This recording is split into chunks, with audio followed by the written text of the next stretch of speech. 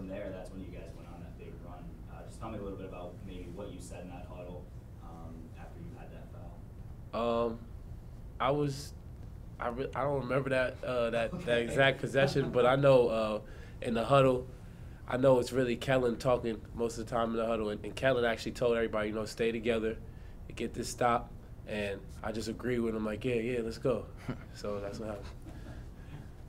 When did you guys find out that Dane wasn't playing? When he wasn't dressed for a warm-up, yeah. Was that a little, I mean, you had to be looking forward to that matchup, I'm thinking, or was that a little bit of a, I mean, what did you think when you found it? I mean, I don't like to try to think about, who I'm playing, but I know that that he was a good player, so I was just looking forward to playing against him, Did it change anything? No, I don't think it changed anything. Yeah, same game plan, yeah. Just kind of talk about, I know you guys were trying to push pace really the whole game. Didn't always work, but yet, you piled up fouls on them that really ended up kind of being the difference in the game. You kind of wore them down, basically. Was that kind of what you were feeling like you were doing out there a little bit? Yeah. We were, during the scout report, we seen that the starting five plays majority of the minutes, so that was one of our goals to, foul them out and get into their bench. So that's what we tried to do. Kellen, just talk about 2 games now. You really shot the ball well from 3. What's been the difference? Just getting extra shots on my own. Jimmy actually makes great plays, so I know when I get into him, I always be ready.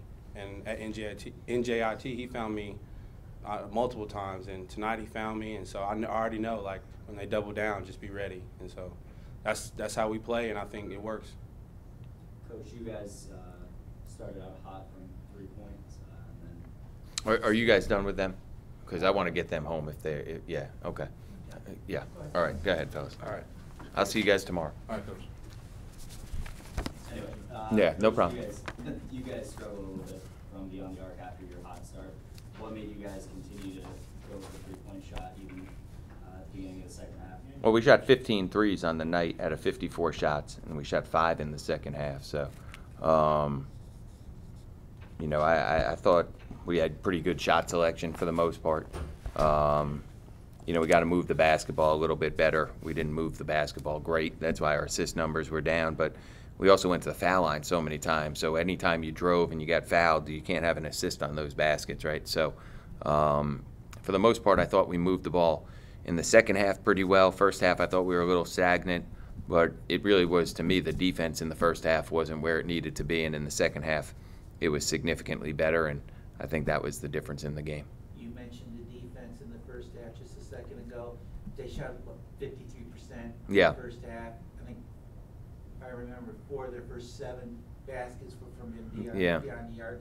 They seemed like they were getting confidence.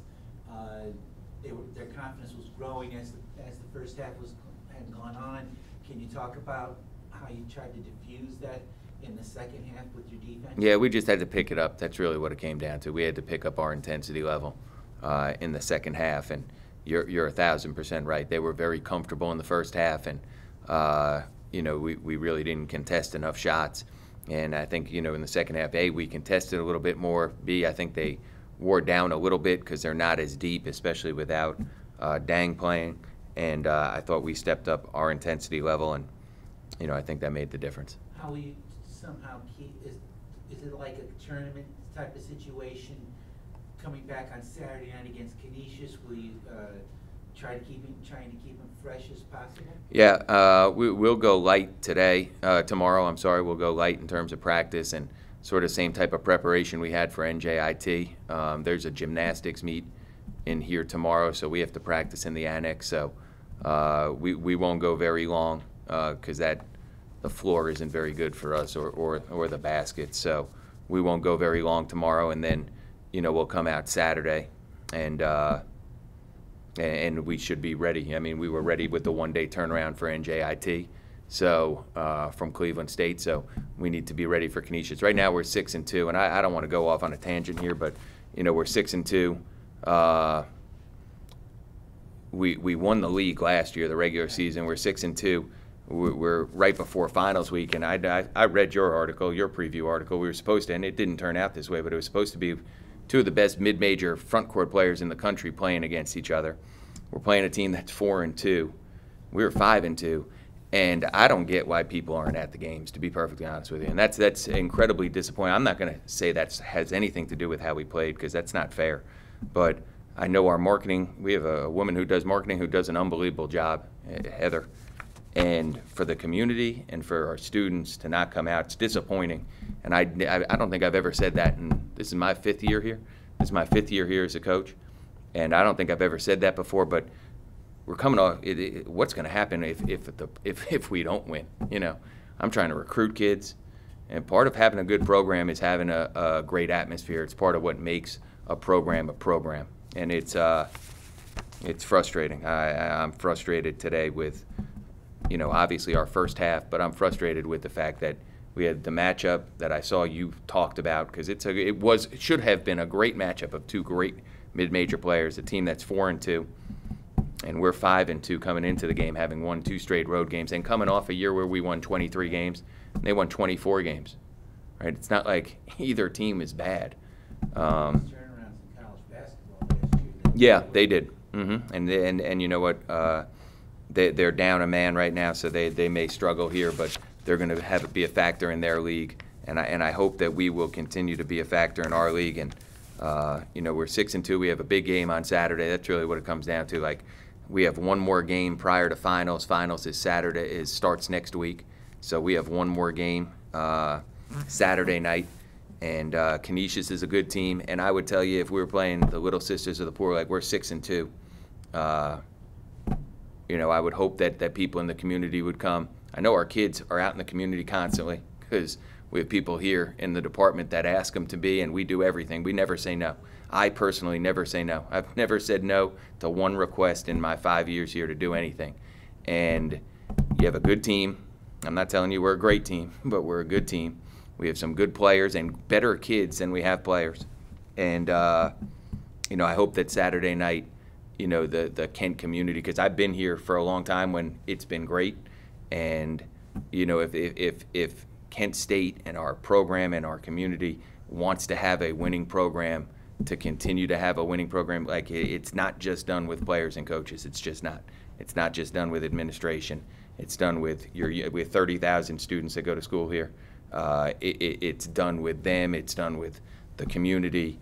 It's done with everybody. Like, it takes everybody. And, like, God forbid we didn't. God forbid we were 2-5 right now. Like, there'd be what, 500 people at this game? I mean, that's a joke.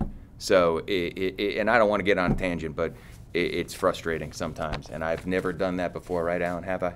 You've covered us for 5 years. Like, I've never said it before, and I'll never say it again, because at some point, you know, we're not going to be as successful as we've been, and people will be clamoring about how bad a coach I am. So I'm going to keep my mouth shut on that stuff. But at the same time, you know, sometimes, I mean, we just won 2 straight road games. Beat Cleveland State at Cleveland State. There was more people at the Q for us than there was here tonight for us. That was a road game, right? I mean, I was surprised. You were surprised. Yeah, I'll let you say it instead of me. Yeah. I was very surprised. I appreciate it. So, anything else for us? Because I got to watch film. Go ahead, ask. Just real quick, Yeah. about, you know, just when you find out Dane's not playing, what Yeah. do you do at that point? Well, you know what? For us, the game plan is the game plan. The game plan was that we have to get the ball inside. We knew they were thin in terms of depth. When I say thin, depth. So we knew we had to get the ball inside, and we had to really get to the free throw line and try to get them in foul trouble. That doesn't change. And how you approach the game, you know, I'm going to sit here and I'm going to say that I know Jimmy was excited, because all I did is gas this kid up for 2 straight days. And he is that good a player. He was the mid-major player of the week. So I know how Jimmy is, and when he sees a challenge, I can go towards every big player that we've played against, you know, in terms of name. He's always come and brought it. So, you know, he got in some foul trouble tonight. You know, maybe he wasn't, when he sees that kid's not playing, maybe it takes a little bit of the edge that he had developed out.